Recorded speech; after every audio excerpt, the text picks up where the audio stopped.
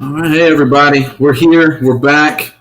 We're here to recap Big Brother, September 30th, 2020, the Veto episode. This is David.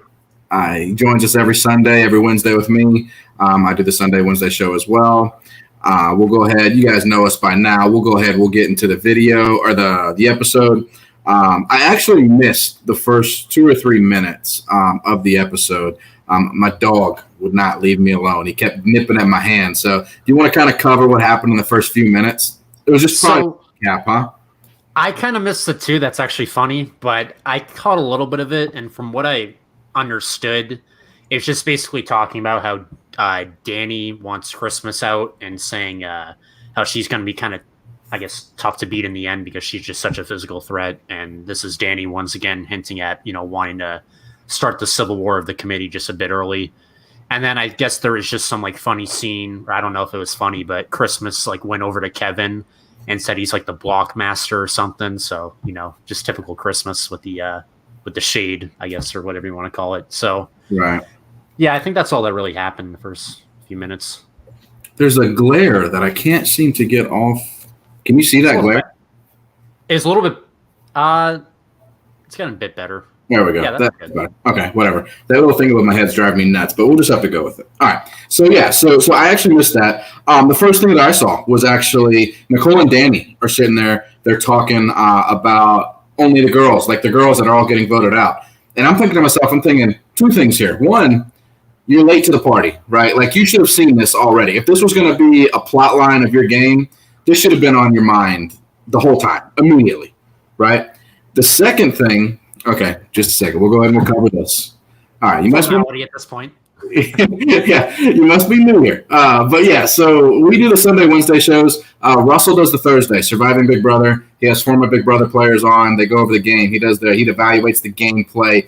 He's gonna have a long video tomorrow. He's gonna have to talk a lot because there's a lot. They're 2-hour episode, the triple eviction. But he'll be on here on Thursday. I do believe. He may be on our show maybe next Sunday or Wednesday. I don't know. We'll see. We'll see if he hops in. But yeah, he's on the Thursday episode. So it's right, Big Brother. Tune in tomorrow right after the episode of theirs. Yeah, so the two things. One is this should have been on their radar immediately. Like if after one girl goes, two girls go, you got to be like, hey, look, we've got to even this out. Like this can't be a situation where we're behind in the numbers, right? And the other one is these two don't play well with women. They never have. Why are they concerned now? I mean, classic example is at the double eviction in BB18 when Michelle thought she was getting evicted, Big Meech that is. She said Nicole's a snake to the whole house. Multiple house guests from both of her previous seasons in 16 and 18 have just kind of been rubbed the wrong way with Nicole. And, Danny's Danny. Obviously, she had that feud with Rachel in season 13. I mean, that was great from a viewer perspective, but, right, they've just never worked well with women. And, I am with you on that. I'm surprised I didn't see the writing on the wall as soon as Keisha first boot, Nicole second boot, Janelle third boot. So that's already 8-5. So, yeah, they're a little late to the party. I think that's a good way to sum it up. Right. And we're seeing that like as they're talking with each other about, women got to stick together. They're the tightest women, and now they're going against each other. So, like, it's counterintuitive. Like, we've got to keep the women together, but let me throw you under the bus, and I'll throw you under the bus, and one of us will go home. What? And that's just been the theme of the season. Like, we saw the people in the minority, and Davon, David, and Kevin, like, they should be sticking together. I mean, it's obviously a long shot. It's them 3 against the rest of the house being at 8.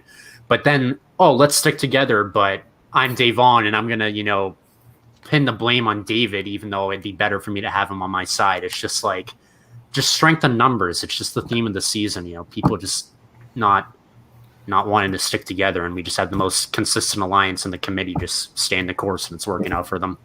You know what? Give credit where credit's due as far as the alliance is concerned. Absolutely. This last week, maybe, that they've won every competition just about. I don't think that Enzo won an HOH and a veto. I don't think anybody outside the committee otherwise has won, have they? No, I don't think so. I mean, yeah, Kevin just had that one veto win, but they've dominated all the comps. Yeah, give credit's due, guys. You may call this boring, right? You may call this boring and predictable, but think about it. If you're in the house and there's $500,000 on the line, this is exactly what you want. You want your alliance to stick together, Absolutely. work through it, win comps, get to Final 6, Final 7, then figure it out. You don't want to be scrambling when there's 14, 15 people in there. And I would go as far to say as this is maybe the most dominant, decently sized alliance since the Brigade in Season 12. I mean, obviously we have those Final 2s with like the Renegades and the Hitmen, and obviously those went to the Final 2. But if we're talking bigger alliances, the Brigade and then the Committee, I mean, they've just steamrolled their way to the finish line almost. And it's impressive. I mean, I'm not going to say that they're all playing the best individual games, but from a team perspective, they're doing well. Yeah, we're doing good. We move on to like the Memphis and Christmas conversation, which there's so many similarities between these two people. They're like the male and female version of one another, I would think. Does that kind of strike you the same way? Just the way they interact with people and how they kind of, play the game a little bit? That's accurate. Maybe Christmas is a bit more like, I guess, approachable than Memphis. I feel like, the Memphis just strikes me as like the typical like frat guy that you talk to sometimes, whereas Christmas I feel like might be a little bit more welcoming. But yeah, they definitely approach the game the same. Yeah, hey, Rob, so I'm not saying it's a good gameplay move to be, I'm a man, I'm going to keep the men, I'm a woman, I'm going to keep the women. I'm just saying if that's something that's on your mind that could be something you benefit from later on down the game, when two women are gone, you need to start thinking about it, right? And exactly what you said, David, is once one goes, once two goes, then the third goes. At this point, it's a moot point. Like, there's no reason to sit there and be like, we got to scramble and get the women together. It's already gone. Like, you're not going to be able to get that back. So we're not saying it's a good strategic move, but if you're in that position and you're kind of surprised when there's only 3 women left, or is there only 3? Or let me think. There's only 3. There's only 3: Nicole, Christmas, and Danny. Yeah, at this point, they're talking about, oh my God, they came after the women. We're not saying it's a good strategic play, but they're late to the game. Right. And yeah, in Season 18, this happened a lot too, going back to that season. And we had that huge male alliance of like the executives or whatever they called it, and they steamrolled for a small portion of the game. And we would often get DRs in that season of people like Natalie saying like the women need to band together and we need women to get farther in this game. So, and some seasons, we talked about this in past recaps, where in some seasons, gender does play a huge role. This season, up until this point, not so much. I mean, we have a co-ed alliance and the committee that's running the game, but it just varies from season to season for sure. Yeah. And in this conversation with Memphis and Christmas, basically what happens is Christmas is kind of, and we've said this before, she's got a good read on the game. She knows where she's at. She knows what's kind of going on mostly. She just can't seem to do anything about it. So she's talking to Memphis, and she's like, I think I'm the replacement. And she's kind of going over that she definitely needs to win this veto, right? And she's right. She's not wrong. Right. I mean, Danny's on her radar, and Danny's close with Cody, and you never know what Danny could put in Cody's ear to potentially, shake things up. So you're right. Christmas has a great read on these things. It's just, sometimes she gets a little bit emotional when trying to communicate things or gets mad when things don't go her way. But yeah, she's decent social player for sure with these reads. Right. Hey, Leela, how you doing? I'll give a shout out to you for Russell. I'll give a shout out to you for Russell. I'll let him know. I'll say, hey, give Leela a shout out. So we go through that. Then we go into the room with David, Kevin. Well, it actually starts off with just David and Kevin. They're kind of discussing what's going on. Kevin's upset. They kind of reference they kind of blow by it a little bit. The conversation that Kevin and Cody had, they just kind of get Kevin saying, oh, he's big mad. And then that was it, right? Did I miss anything there? Right. Kevin was just basically saying how he thinks he's the target based on his conversation with Cody. And then David's like, yeah, what happened? And then Kevin's like, Cody got big mad. And that whole time I'm just cringing. I'm like, gee, Kevin, I wonder why he got big mad. It's because you went up into the HOH room and just basically told him you're going to ruin his game or try and taint the jury if he's in the final 2. Of course, he's not going to take that lightly. So, I think, Kevin, you were the reason he got big mad, and you were also pretty bitter heading up there. So, right. Don't try to play all innocent here. You were pretty aggressive, right? So, and then so here we go with one of my points of this episode. We go to David where he says, I don't feel like a target. When he says that, me as a viewer, my red flags start going up, right? Like, you're in the minority. There's only 2 of you guys left, right? And that are not in the big alliance, that are not being helped by the big alliance. You're both on the block. It's 50-50, man, and you feel safe. Okay, first off, you're oblivious, right? Right. I mean, you're gullible at this point. So I'm thinking later on in the episode, I'm thinking ahead, right? So I'm like, okay, if he feels comfortable, something's about to go down. And it does. We're not going to get to that yet, but something happens. And he basically tells in the DR, he says in there, he goes, yeah, man, I'm safe. I feel good. I don't feel too worried. They put me against Kevin. Kevin's the target. This feels different, right? And I'm just like, come on, man. Like, what are you doing?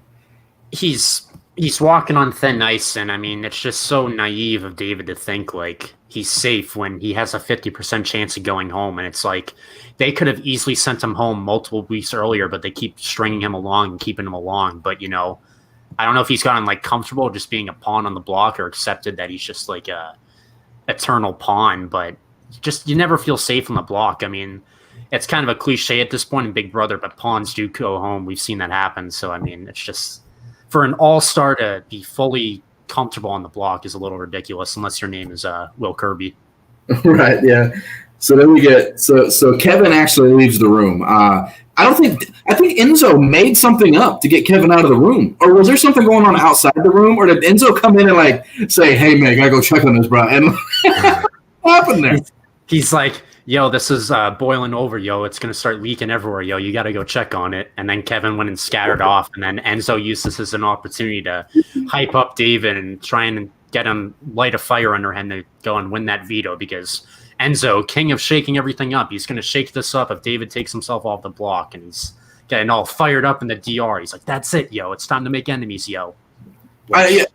Which he's not wrong. Like, I want to see that, and I want Enzo to do it. But like you've said this before, like, he says this, but he never actually does it. Like that's not his game. He says it, but that's not what his game is about. He doesn't make enemies. It's the boy who cried wolf. I mean, he might have been genuine there, but even if he was, we're not going to believe him because he said it when he won HOH. He's like, I'm maybe gonna keep Kaiser and make a big move. Like, watch out for me, yo. This is crazy, yo. And it's just like it's getting ridiculous. Like, come on. Like, no one believes you. Yeah, you're playing it up to the audience. I think what he meant though is like if you're just like blankly looking at it is he said let's make enemies, come on, let's shake up the house. I don't think him in particular he's saying I want to make the enemies. He's saying let me, like he did with David here, he said let me fire these people up, let me get him to pull himself off the block, put some of our own alliance up and watch it crumble. Like, so he doesn't necessarily want to be on the forefront of making those enemies.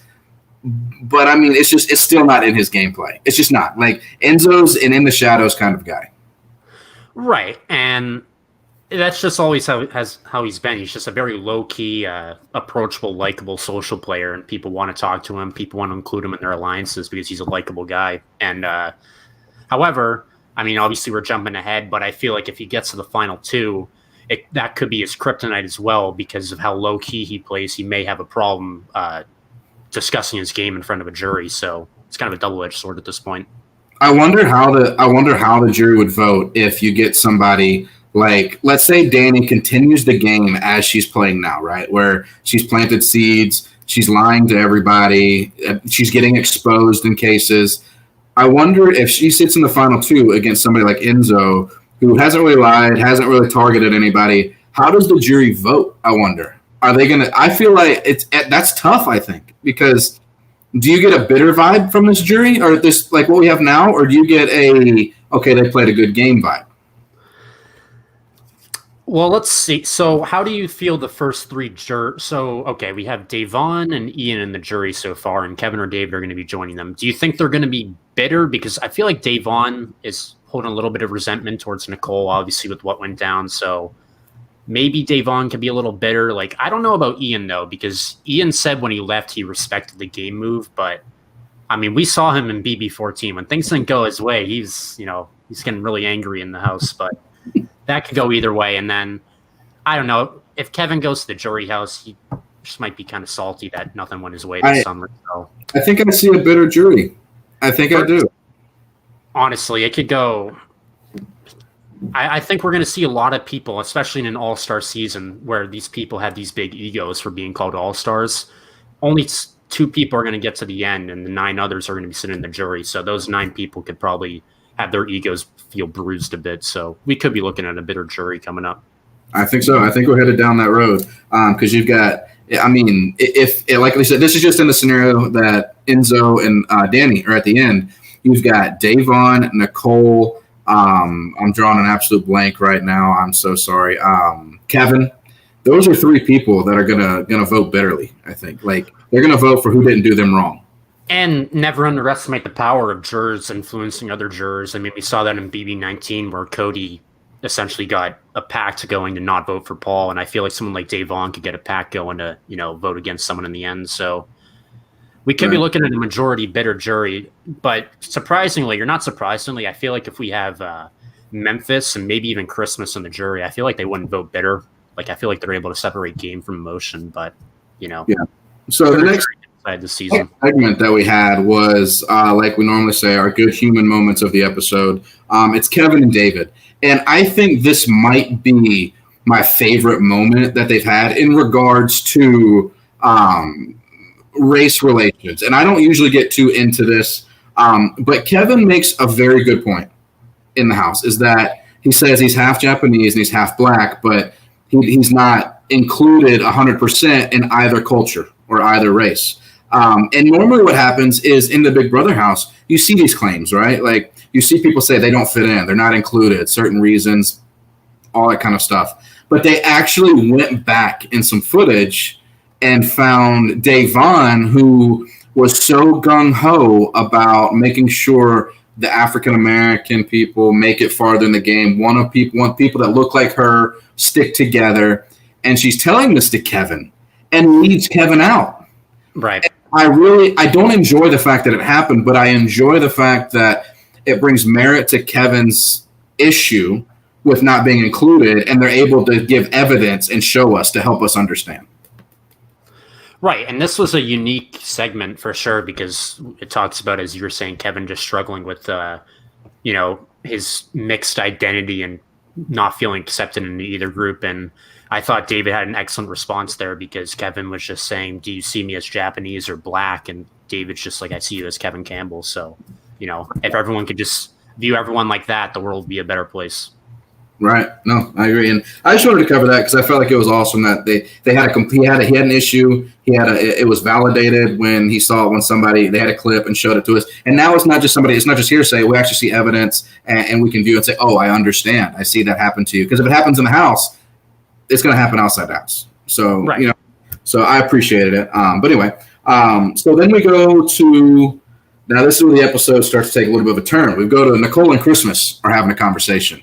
And Nicole's at it again. She's snitching again. You want to handle this one?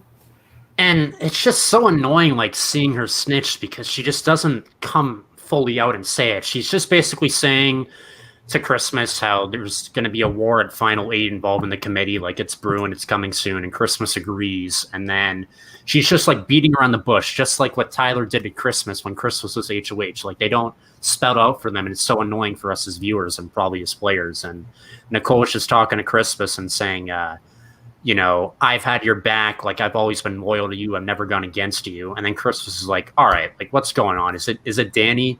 And then Nicole just looks at her and she like looks down. She's just like, yes. Like she can barely muster up the courage to just snitch on someone when that's what she's been doing the whole conversation. It's just ridiculous. So, Christmas is alarmed by that, knowing that one of her alliance members wants to come after her. So she's just more inclined to win the veto at this point.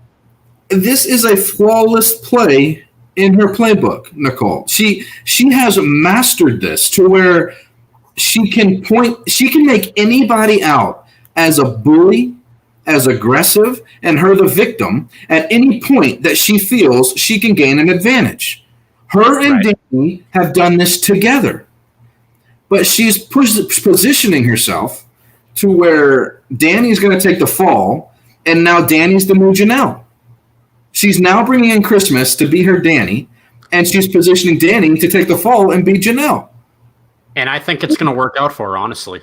I mean, it's a good play. Like, we give Nicole a lot of hate here just for, like, her, I guess, annoying personality in the show. But she's been playing a good game the last couple of weeks with the whole Ian vote play, and whether that was Danny's idea or whatever. I mean, no one suspected it was her.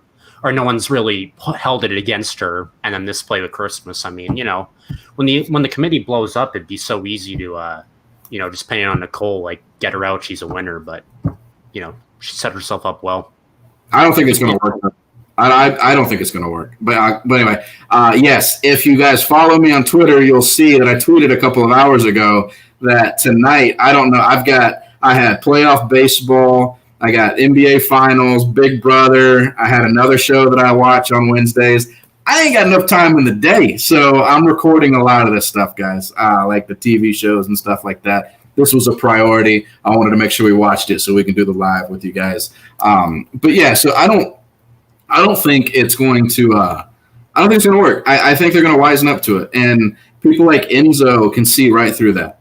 And he's a smooth game player, and I really hope. I'm going to give Christmas some credit. She's read the game right. She's understanding these people. She hasn't done anything about it, but I mean, maybe she sees through this, and she goes, "Why is she ditching her number one like this so quickly?" And now she wants to be like buddy with me, like red flags, right? Like, come on, think about it. She might be seeing that. I mean, we didn't get any potential hints of her looking into that in her DR, but I mean, it'll be interesting. I still feel like Nicole's going to coast along, which is crazy because you could just easily look at her and say, she's a snake. She already won. Like, let's get her out. But, I feel like she's going to go a couple more weeks. I don't know if she'll survive the triple eviction tomorrow. I mean, I don't know if anyone will, but, she's done everything she could. Yeah, at the end of this recap too, we'll go over that. We'll see what we think is going to happen in the triple eviction, but we'll get through the episode first because I'm not the kind of guy that gets super excited about episodes, but I think tomorrow can have some serious explosions go on in the house. People are going to get upset, and I'm going to reference that in this episode in just a second with Christmas. People are going to be very upset with what happens. But anyway, so. We go, I'm sorry, I apologize. Let's see, talks to Christmas. And then, so she's setting up the war. These three girls, two of them are going to come out on top. So I'm interested to see who's going to end up on the bottom. Because there's obviously no rekindling Danny and Nicole at this point, right? Right. I mean, we weren't certain that they were being serious last episode where they were splitting up. And, I mean, do I think it's the best move? Not really. But clearly they're both going in their separate directions. Kim, you got it. The hate is strong with Nicole. If you guys don't know, Kim is also one of the patrons in the chat here with the Russell Hance patron group, as we both are as well. You guys can join for as little as $5 a month. She's always messaging me and talking about Nicole, but she is on Nicole 24/7. And then when we have the chat here, oh man, she's on her. Oh, I can't keep putting all those comments on. There's so many, but I think it's funny. But yeah, so we get to Cody and his big dumb self. Good grief. Like, make me cringe. How does he go through life? Like, how do you not know that? And I don't know because I'm not from Jersey, but I would assume it's New Jerseyan. I would assume. Right. And like, he's never heard of that before, like Floridian, Californian, Carolinian, Texan. He's not Bostonian. He thought Texan was an animal. Right. I mean, it's ridiculous. Like, it's just so, like, God, it was making me cringe. And he's like, he said in the DR, he's like, my IQ coming in was 10. After this, it's probably going to go up to 25. I mean, you got to put a negative sign in front of that. I mean, come on. He was trying to make a joke, but that might legitimately be what his IQ is. I don't know, but I couldn't believe it. I thought he was acting at first. I thought he was joking. Like, I thought he was trying to get a rile out of people and be like, just kidding. That's what he should have done. Listen, I've had many moments in my life where I didn't know something that was very clearly obvious that I should have known. And after a long, drawn-out conversation about it, when I really feel super, super dumb, I look at him and I'll go, I'm just kidding, man. I knew that the whole time. And I'll walk away. Like, I don't know if they believe that I knew that the whole time, but it makes me feel better that they don't think I'm as dumb. Like, that's what he should have done, right? Right. Like, just fake it. They can't, because I don't want the nation looking at me thinking I don't know a Texan isn't an animal.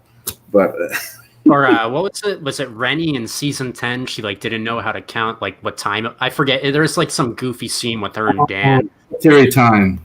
Yeah. Military time. And when he was going, what's 1600? Yeah, he did that the whole season to Rennie. He was just torturing her the whole time. But yeah, so we get to that, and that was just, I had to bring that up because that was just ridiculous, like how you don't know that. But anyway, so we go to we go to the Veto picks, and Cody ends up pulling Nicole F. And Nicole F, again, after this entire season saying she doesn't want blood on her hands, all of a sudden she's bloodthirsty. We've been saying that for a week now. Like, I don't know where this came from, this bloodthirstiness.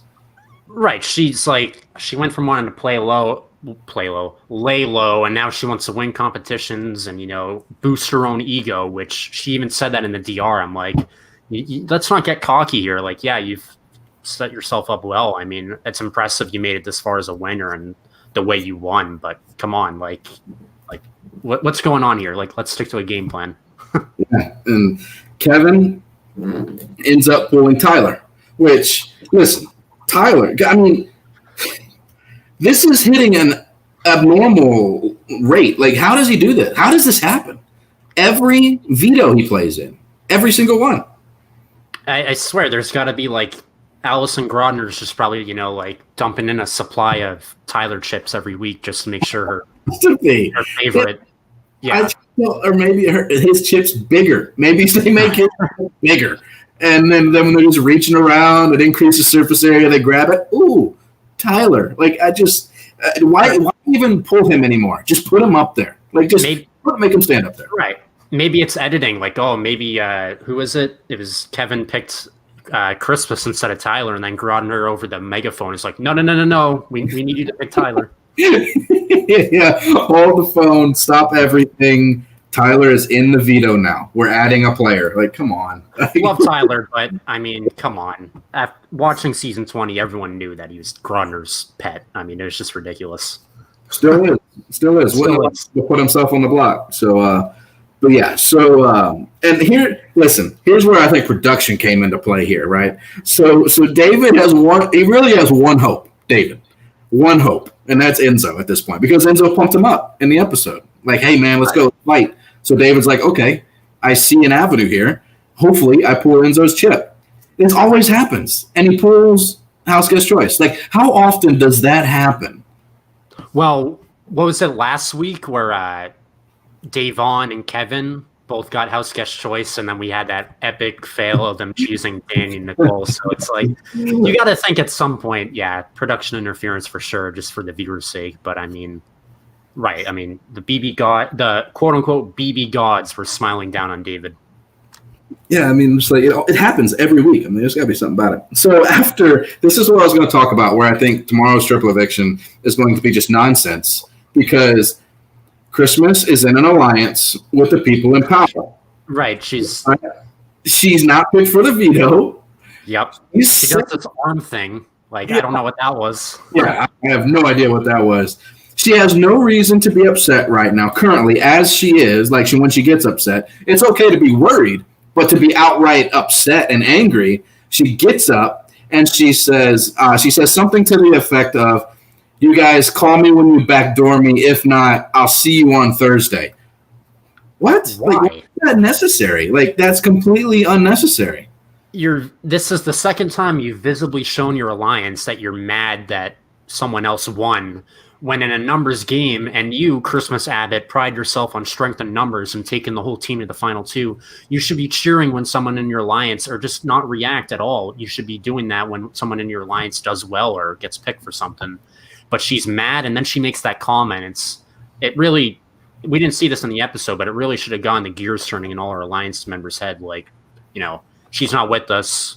She's got unstable in the game. Like, she's not. You cannot count on her, because she will flip out like this. Like, well, and we saw it in BB19 too. I mean, she was on a lot of meds or whatever that season for leg injuries, so bear with that. But she had this weird fight with Kevin at the end of BB19. Kevin from Boston, right near where I am, and she just got mad at him for saying, like, "I like your shirt today," or something, or like, "I thought you were gonna wear a red shirt." It was something stupid, and then Christmas just like unloads on Kevin. She's like, "Why would you say that? Like, screw you!" And it's just like why? Like, why are you so emotional sometimes? I mean, you're not in a bad spot. Like, there could be things we don't see, right? Because in the live feeds, there's a lot more that happens in the episode. I'm going from what I see in the episode. Now, if in the live feeds, if there's more that happened to it before the veto picks, happened and some conversations happened where she's now aware that she's a target as the backdoor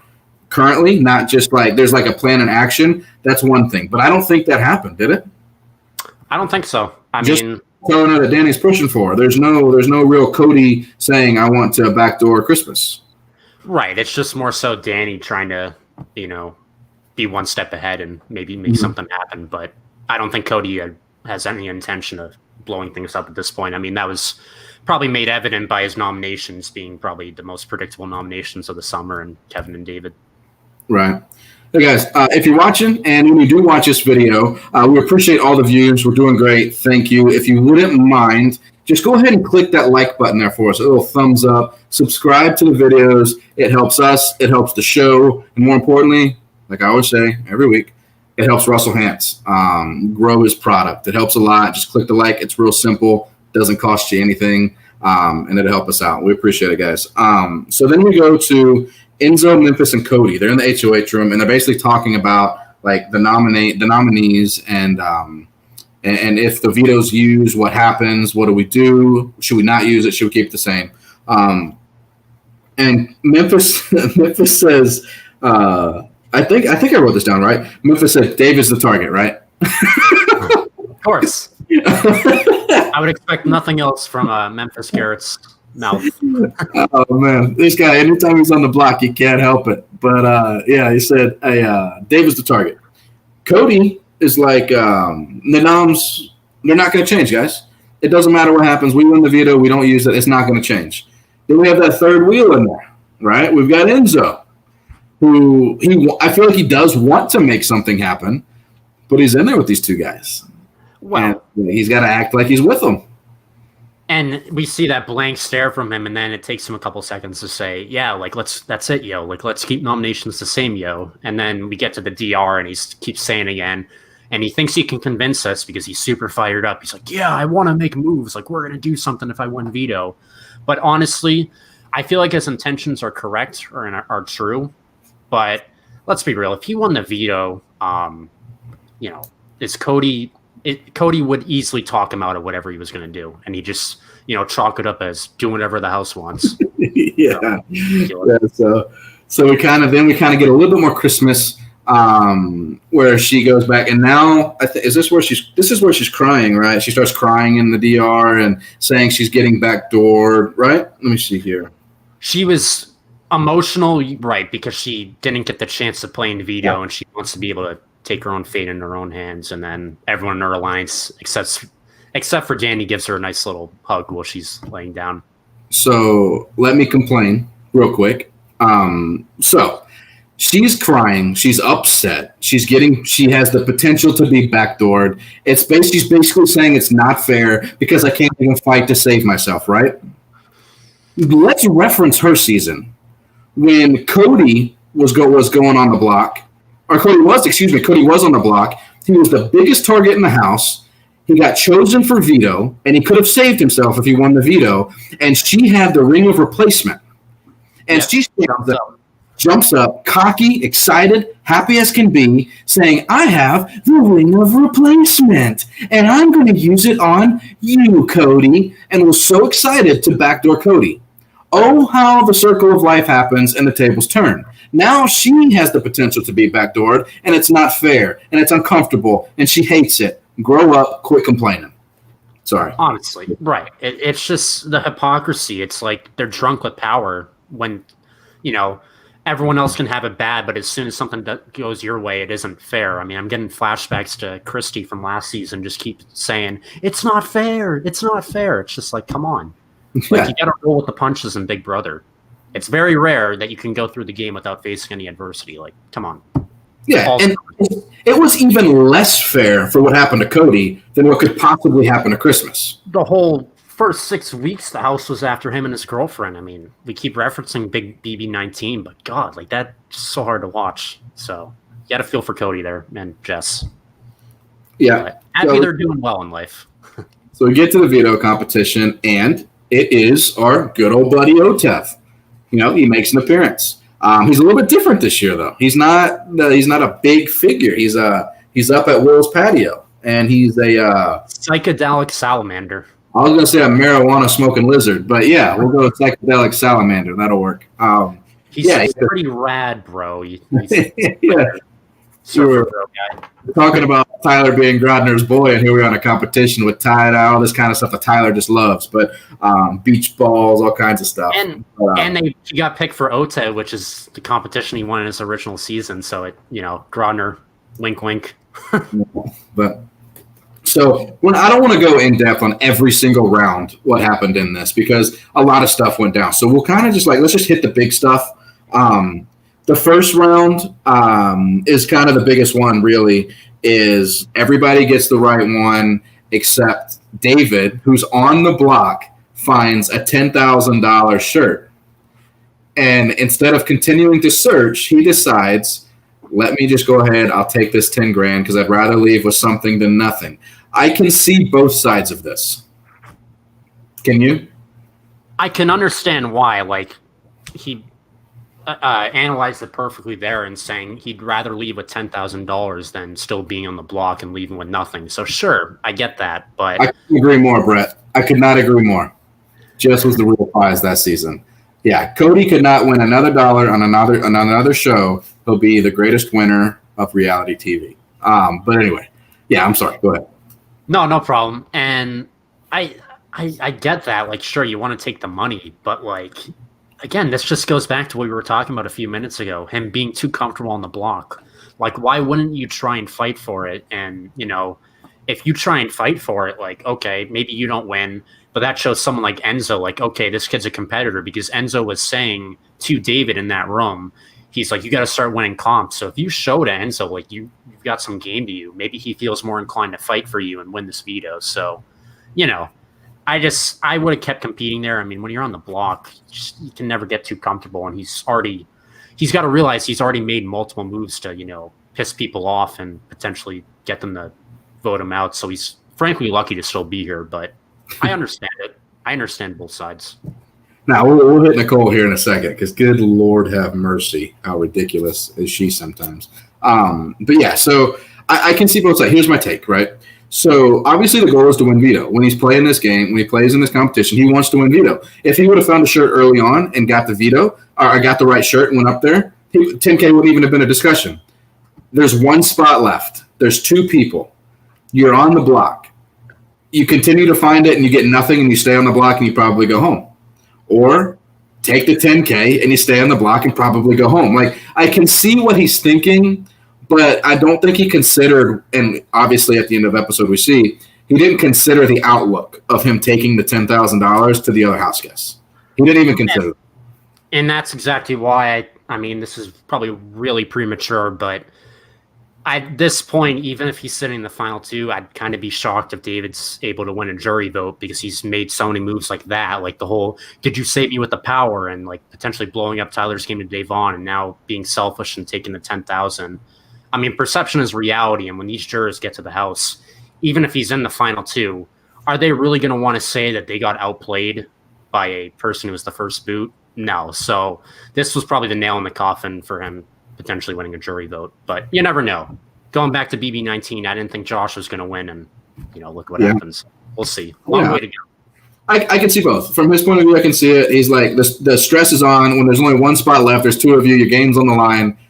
Make a decision. You have 10,000 in your hand. You drop that 10,000 and continue to find the veto, and then have nothing. I get it, right? And I get the house guest looking at him like he doesn't care about this game. And right. Danny went hard at him. No respect. I have no respect for him. I'm like, all right, that's a little intense.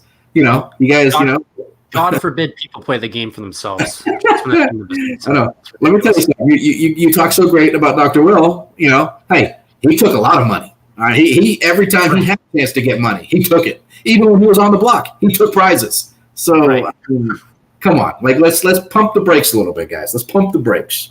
But yeah, so that's the first one.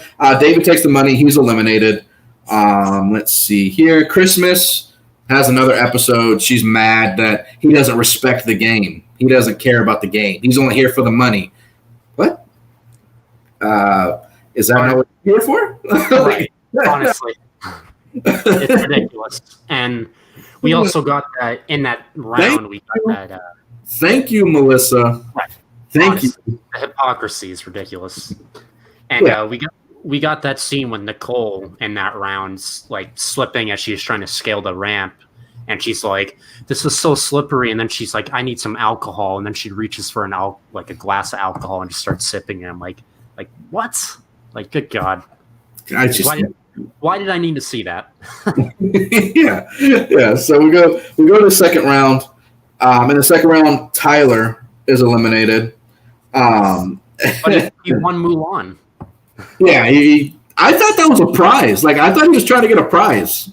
I didn't know what that was. And then all of a sudden he just says, I just got me a Mulan cow. I'm like one of Paul's animals, like Pablo or Trejo. It's just another animal gimmick, like the floaties. And he's like, I'm with you to the end, Mulan. And then credit to CBS or Big Brother editing here. I thought this was kind of funny. They said that Mulan, they put the subtitle saying Mulan's like, you say that to everyone, Tyler, about being in the final two. So that's a funny little play. Yeah. And that's not the last we've seen of Mulan. Mulan's going to be in our lives for probably as long as Big Brother's around now, guys. So just get used to Mulan. That's going to be a thing. I can already see it. They're going to do what they did when when Michelle got evicted in BB18, she threw Pablo into the crowd and they did like a memorial message for him. They're going to do that for Mulan if Tyler gets evicted. But if it gets rid of those stupid ass stars, I'm good with it. I'm totally happy. I agree. So Enzo made me laugh in this clip because they're doing the DR and he goes, yeah, man, I want to win. I want to put some people on the block that hadn't been on the block. And he goes, except for me. Because, I'm better than all these players. And I wrote down, Enzo's over here just mad about himself. Like, he's sitting there like, people need to see the block. And I'm like, Enzo, you hadn't been on the block. Like, what are you doing? What are you talking about? And he's like, I'm in so many alliances, yo, I can't even remember the names of all of them, yo. And I'm like, wasn't he only in the Slick Six? Like, I feel like that was it. And he's like, he's in the Wise Guys? He's in the Wise Guys. Oh, right. The Wise Guys. Yeah. Good God. The next one is Kevin. Then Kevin's eliminated. So we have Nicole, Cody, and Enzo are in the final three. All three want to win the veto for a change. This is new. This is new for us this season. People are in a competition trying to win. So brace yourself, guys. You're telling me people don't want to do what the house wants? I know it's a crazy concept.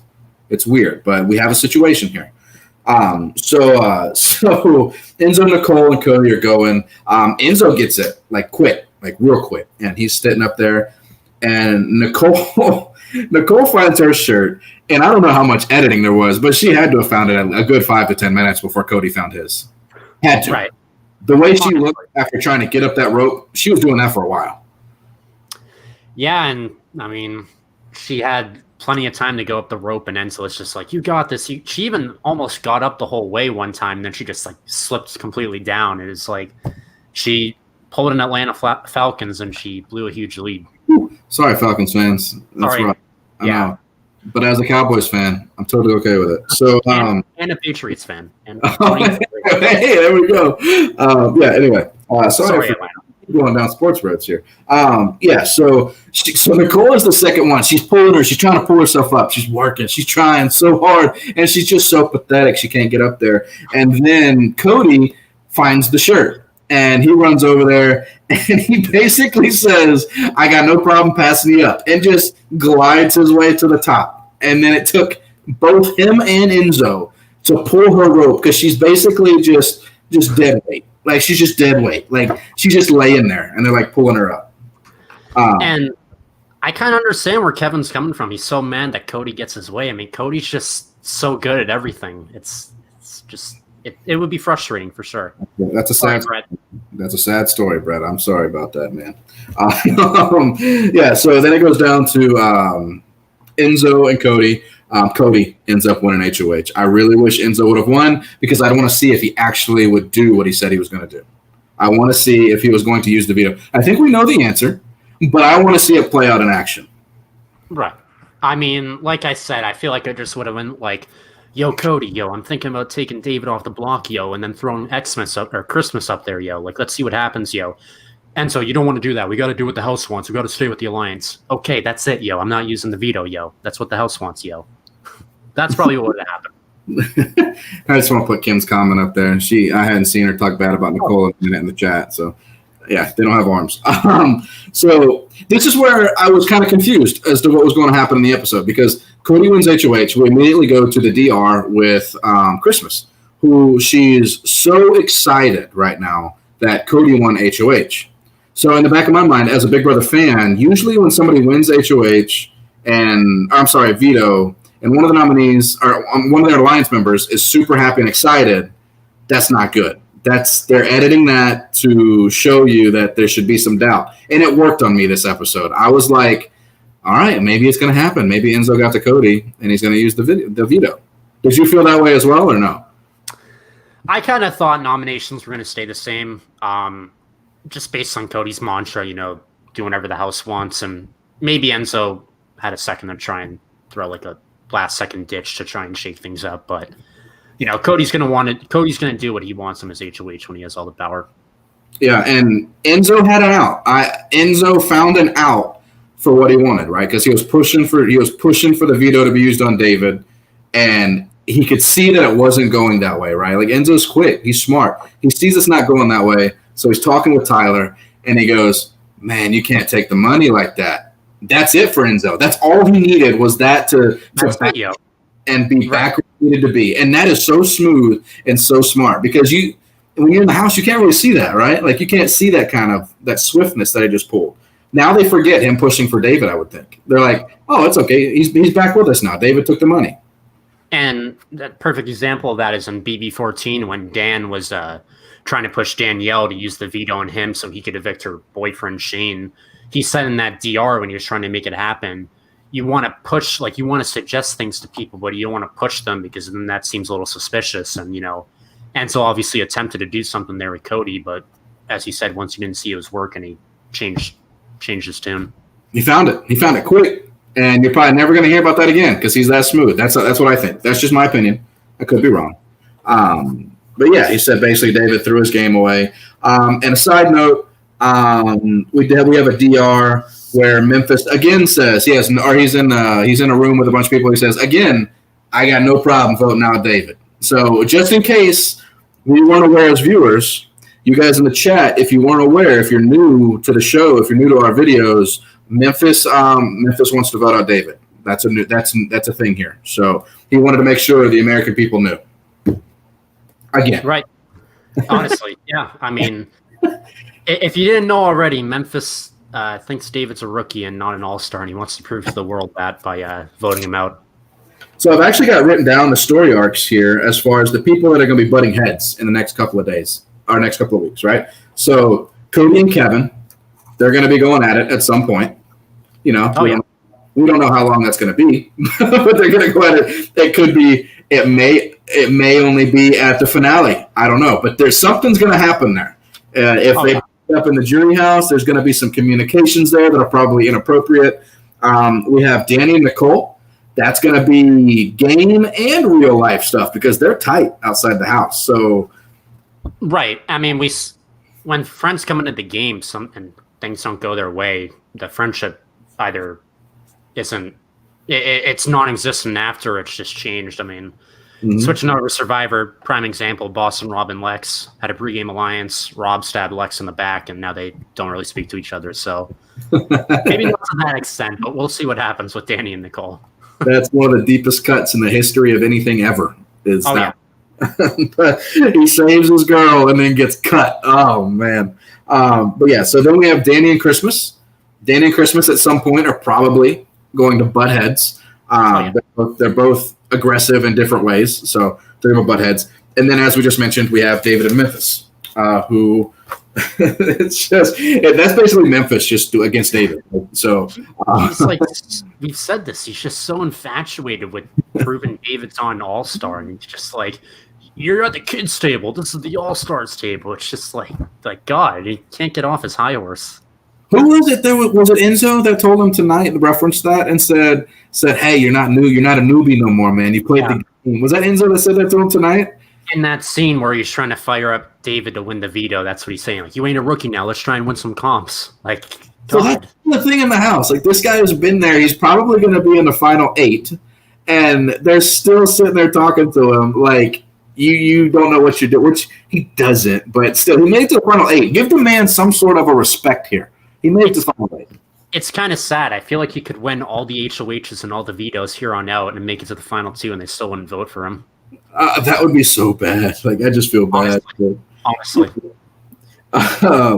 Let's see. So spoiler alert, guys. Cody does not use the veto. He leaves it the same. Christmas exhales. She's so happy. She's so glad. She's back to being in the good graces of life. And David, and then they pan to David, and he says something to the effect of, I think me taking the money might have affected my game. You think? Yeah.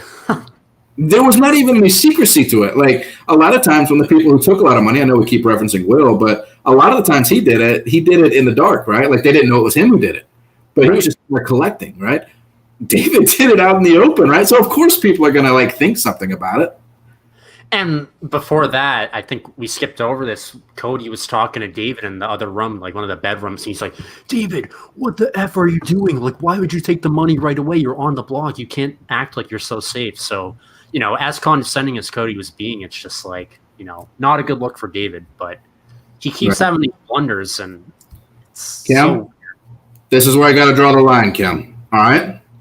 Chicken George is my man. Okay, in All-Stars. He had no business being in All-Stars. I agree.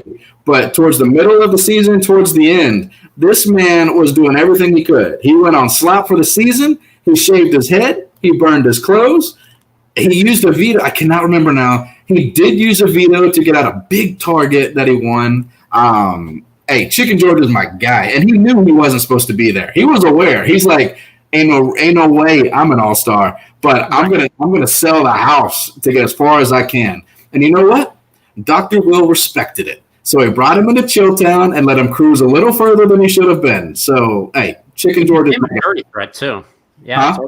He became a jury threat at the end, too. So that's when they had to cut him loose. Because Chicken George is my guy. Yeah, Howie. Yep. Oh, that was the awesome eviction where Howie got evicted and he took Boogie's hat and threw it, and Boogie's just like, get to stepping. Yeah. Howie. I liked Howie. Howie was funny to me, but said some crazy things that he could never get away with today. But yeah, so David, money mistake. Yeah. So that was the episode, guys. So I just want to go over the triple eviction tomorrow real quick. So it's 2 hours, right? So I would assume then it's going to be a lot like a double eviction, just 2 hours long with 3 evictions. Would you say the same? I think so. Maybe because usually when double evictions happen, the first 15 minutes usually just go by quick, and then they get into the vote outs and stuff. But maybe Sebastian, thank you, man. Thank you. Yeah. But maybe they'll spend more time building up whoever's getting evicted tomorrow because we have a 2-hour block. But I would say, it's going to run like a double eviction, except with 3 evictions. Who's the 3 that go home? Okay, so first is Kevin, I think. I think they're just playing up this whole David made a mistake storyline. They're just going to keep dragging him along. And then second, I feel like is either going to be second and third is either going to be Danny and Christmas in whatever order. I mean, obviously this all depends on who wins competitions and stuff, but I feel like they're the first 2 to go once this alliance will be breaking up inevitably tomorrow. So if it's the triple, we have 9 people in the house currently, right? Yep. 9? So at least the 6. So that means we've only got 3 more weeks. Yeah, I think the season ends, I think they said October 28th is the finale, right before Halloween. 4 weeks. Okay, so 4 weeks. Okay. I was thinking they did, you're right, because, the final 3 is a separate week. I was thinking final 4 would be all 1 week, but it's not. It's gonna be on 2 weeks. Okay, yeah. So actually, Melissa, go ahead and let you guys know this isn't really a spoiler, but they do know. Apparently, production leaked to them at some point that the triple eviction was happening. Normally, I'd be upset about this, but in this case, I almost would rather that because now we have a few days of them scampering, scattering. All names are coming up now. Triple eviction. People are scared. I enjoy that better, and we're going to see more of a divide. I think. That's fair. I can understand that perspective. I just thought it would have been so cool from a viewer perspective for Julie to say it was a double eviction. And then you cut to everyone just, like chilling out after the second person's evicted. And she's just like, house guests, everyone get back in the living room. It's a triple eviction. I thought that would have been cool. But that would have been great too. Like, either way is fine. But from a gameplay perspective, I think them knowing the paranoia, people like Christmas and Nicole, when they know 3 people are getting voted out, they're going to be frantic. They're going to be playing so hard for the next 3 days. So the 3 that I think are probably going to go home. I think Memphis is probably going to go. I think Tyler is probably going to go. Because Danny, I think Tyler for sure is going in the 3. You have to. At this point in the game, you have 3 people going in one night. You got to go one of them. Huh? He's an easy one, I would say, honestly. That's not a bad pick because people want to use him as a shield, and at some point you got to cut him loose. So yeah. It's understandable. Memphis, because he has the 2 wise guys, Enzo exposed, and Enzo and Cody want to use. So I think Tyler and Memphis, and then whoever stays between Kevin and David. It'd be great TV if David stays, wins HOH, and sends Memphis packing. That would be awesome. That would be great. That'd make this season worth it for me. Or if David and Memphis are the final 2 somehow, that would make it worth it for me. I just think it makes no sense. Yeah, I think it makes no sense. You have to take Tyler out, huge target. One of the 2 that stay from today or from tomorrow, Kevin or David. And then Memphis isn't in with anybody. And the people that he is in with, they don't really need him. They're like, at this point, we have so many good numbers at this point, we're just going to get rid of you. He was good with Enzo and Cody, and then he started the wise guys thing, and now he really only has, I guess, Christmas going for him. So we'll see. We don't know the design of the triple eviction, though, do we? Because in Big Brother Canada, it's where they had 3 people on the block. You voted for who stays. 2 people go home. Then you have another eviction where you vote somebody out. Do you think that's the case? Because if that's the case, you can get 2 big targets out easily. You could easily get Cody and Tyler out in the first. For sure. I mean, that would make it a lot easier, definitely. But I think maybe it'll just be 3 traditional evictions, just accelerated style. That's what I hope for because, I don't know. I think obviously Celebrity Big Brother is a different game, but that's what they do at the end of Celeb BB where the final HOH evicts the final 2 people. So, I just like keeping it basic. Yep. Yeah, Danny, I agree 100%, Sam. Danny is built for something like a triple eviction. She doesn't freak out under pressure. She's very calm, cool, and collected. She thinks things through. What happens with Danny is when she gets lost in space, right? Like when she gets in space and has time to think up great ideas, that's when she gets into trouble. But when you give her a veto and say, make a decision, she's going to make the right decision most of the time. When she's an HOH and can nominate people, she makes the right decision. It's when she gets lost in space and has nothing to do that she comes up with harebrained ideas. So you're right. I think she, she's well suited for this. But you guys, in the comments, we're about to end this. We recapped the episode. We're at just under an hour. In the comments, be sure let us know who you think are the 3 people that are going to go home tomorrow. Who do you think is going to HOH? The vetoes. All that stuff, guys. Let us know what you think. How he's going to impact the game tomorrow, because he's only there for a week, right? Or did he say 2 weeks? I think it's just a week. Just a week? Okay. We'll see what he does tomorrow. Let us know what you think. Just generally comment. I get in there. I comment back. I talk with you guys. I communicate. Go check out the Russell Hands Patreon group. You can join for as little as $5. Me and David are both patrons there. I think I've covered everything. We will see you guys back on Sunday. And we're going to have a lot to talk about, I think. Tune in tomorrow for Surviving Big Brother with Russell and a former Big Brother player. You guys take care. All right. See you guys Sunday.